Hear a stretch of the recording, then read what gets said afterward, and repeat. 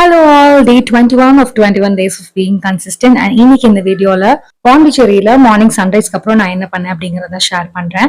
Rock பீச்ல sunrise பார்த்ததுக்கு அப்புறம் நேரா நான் ஒரு ரெண்டல் பைக் ஹையர் பண்ணிக்கிட்டேன் and I had my breakfast. அதுக்கப்புறம் ஒயிட் டவுன் வந்து ஃபுல்லா எக்ஸ்ப்ளோர் பண்ண ஸ்டார்ட் பண்ணிட்டேன்.